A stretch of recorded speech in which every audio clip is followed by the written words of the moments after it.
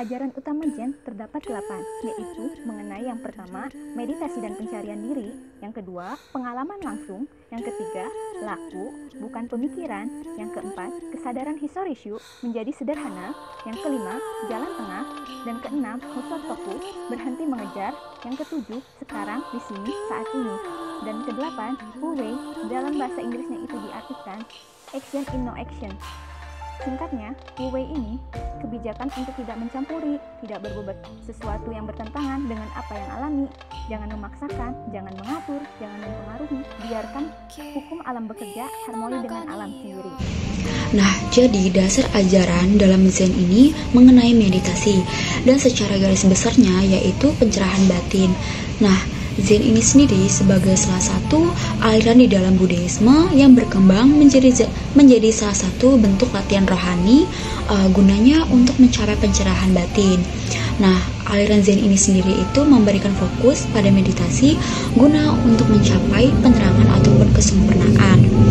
Nah, di dalamnya juga Zen ini menuntut untuk dapat mencapai tingkat memahami diri sendiri serta mempertahankan Zen itu sendiri dengan meditasi. Nah, pencerahan batin ini yang berarti pemahaman tentang diri sendiri sehingga seseorang bisa membangun hidupnya yang baru. Nah, Buddhisme sendiri ini memiliki dua cabang besar, yaitu Mahayana dan satunya adalah Hinayana. Nah, di dalam tradisi Mahayana, orang berupaya untuk mencapai pencerahan batin supaya ia bisa mengajak orang lain juga itu untuk ikut mencapai pencerahan batin dan bisa menciptakan dunia yang damai. Nah, sementara di dalam tradisi Hinayana sendiri yaitu yang tersebar di Asia Tenggara, tujuan utamanya adalah mencapai pencerahan batin secara pribadi. Nah, kata Zen ini sendiri juga berasal dari bahasa Jepang, yakni Zena. Nah, kata ini berasal dari bahasa Sanskerta yaitu dhyana, artinya adalah meditasi. Dan sedangkan meditasi itu yang berarti duduk berdiam diri, bermeditasi atau duduk sambil terserap ke dalam keadaan kekosongan dari kenyataan. Nah, tradisi meditasi ini sebenarnya berakar pada Hinduisme, kemudian Buddhisme mengambil tradisi ini sebagai alat supaya orang-orang tersebut bisa memahami hakikat dari sendiri-sendirinya dan seluruh kenyataan serta mencapai pencerahan batin seutuhnya. Nah, Zen Buddhisme sendiri berkembang di dalam tradisi Buddhisme Mahayana. Namun, yang menjadi penekanan utama dari Zen itu bukanlah ajaran-ajaran Buddhisme tradisional, melainkan meditasi itu sendiri. Konsep berdamai pada diri sendiri dalam ajaran Zen itu mengacu pada kemampuan seseorang untuk menerima dirinya sendiri secara penuh tanpa penilaian atau perbandingan dari orang lain. Ini melibatkan pengakuan bahwa setiap orang adalah unik dan berharga dalam dirinya sendiri, dan bahwa tidak ada satupun dari kita atau dari manusia itu yang sempurna atau benar-benar bebas dari kesalahan. Melalui praktik meditasi dan refleksi diri, para praktisi Zen itu berusaha untuk mencapai ketenangan dalam diri mereka sendiri dan menerima diri mereka apa adanya. Konsep Satori adalah istilah Jepang yang digunakan dalam ajaran Zen untuk menggambarkan pengalaman pemahaman mendalam yang melampaui pikiran konvensional dan persepsi diri. Ini adalah pengalaman langsung dari kenyataan sejati yang melebihi kata-kata dan konsep intelektual. Satori terjadi ketika pikiran sadar kita terhenti dan kita mencapai kesadaran yang lebih dalam dan lebih alami. Satori dapat terjadi melalui praktik meditasi, tapi juga dapat terjadi dalam kehidupan sehari-hari, yaitu ketika kita benar-benar hadir dan terhubung dengan pengalaman yang kita alami.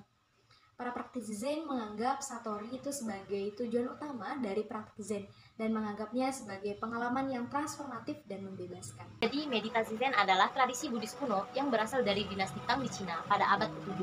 Dari Cina, penyembuhan Zen menyebar ke Korea, Jepang, dan negara-negara Asia lainnya, di mana penyembuhan jenis ini terus mengalami perkembangan. Istilah Zen dalam bahasa Jepang adalah turunan dari kata dalam bahasa Cina yaitu Chan, yang merupakan terjemahan dari istilah India yaitu dhyana yang berarti pemusatan atau daur ulang. Meditasi Zen juga dikenal sebagai Zazen, yaitu teknik kesehatan yang berakar pada psikologi Buddhis yang dapat dipraktikkan oleh para meditator, baik yang baru memulai maupun yang sudah berpengalaman dalam melakukan penyembuhan. Kesadaran Hishiryo atau perilaku kesederhanaan. Kesadaran Hishiryo adalah kesadaran akan kesederhanaan hidup. Satu hal yang menyebabkan mengapa Zen amat sulit bagi kebanyakan orang adalah karena Zen menuntut kita untuk menjadi sederhana. Dunia modern dengan segala corak kehidupan masyarakatnya yang khusus, pendidikan modern yang selalu menuntut kita untuk berpikir hitam putih dan menganalisis segala sesuatu, telah menyebabkan kita secara tanpa sadar menjadi rumit, menjadi kompleks. Kesadaran Hishiryo bukanlah sesuatu yang misterius atau esoterik. Kesadaran Hishiryo adalah kesadaran yang seharusnya demikian dalam memandang suatu kehidupan. Suatu kesadaran yang seharusnya normal-normal dan biasa saja. Masalahnya adalah bahwa apa yang seharusnya biasa telah menjadi tidak biasa bagi sebagian besar manusia karena pikiran kita yang telah dipenuhi oleh konsep-konsep analisa pemikiran dan lain sebagainya. Kesadaran Hishiryo ini akan mengarahkan kita untuk mencari harmoni dengan apa yang di sekitar kita, misalkan alam, manusia, dan makhluk lain, dan terutama juga dengan diri kita sendiri. Kesadaran ini akan membebaskan kita dari segala sesuatu yang hanya mengacu pada aku, pada diriku, tetapi akan membawa kita ke suatu wawasan yang jauh lebih luas, yang pada akhirnya dengan ketekunan akan mengantarkan kita pada tingkat kesadaran tertinggi. Kesadaran murni, kesadaran kosmis, kesadaran mind, sunyata, pencerahan roh. Salah satu ciri utama Konshotoku ini adalah keadaan batin yang tidak mencari apapun, hidup tidak melekat pada keinginan benda-benda luar, tidak lagi sibuk mencari keuntungan untuk dirinya. Ketika titik ini dicapai, kebebasan dan kebahagiaan muncul secara alami. Nah, 5 pola pikir di mana keadaan pikiran memiliki kualitas kinerja pada bidang kehidupan. Yang pertama, pikiran ekologis pada keadaan di luar pikiran. Contohnya seperti ketika Anda ingin menghindari sebuah ujian, namun Anda tetap melakukannya. Dengan hal itu, energi dan emosi Anda dilatih saat mengerjakan ujian. Namun saat ujian berakhir, perasaan tersebut menghilang begitu saja, seperti perasaan lepas dan lega. Yang kedua, pikiran aliran adalah pola pikir yang sepenuhnya hadir dan sadar saat mengambil tindakan. Seperti contoh, sehari-hari kita mengendarai sepeda, ketika belajar berkuda tanpa berpikir. Hal tersebut menunjukkan kesadaran menggerakkan tubuh.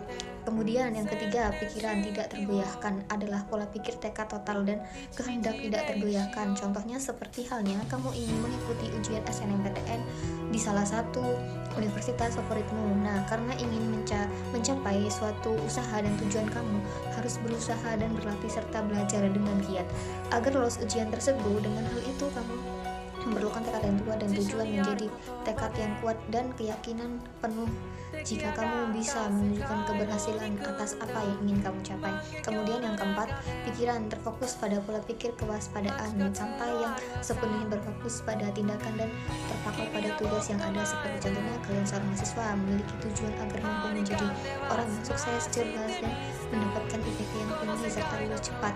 Namun banyak orang yang terlalu tergesa-gesa sehingga tidak menikmati proses dari tujuannya. Oleh karena itu, nikmati proses yang ada dan tetap fokus pada tujuan yang ingin kamu capai dengan baik.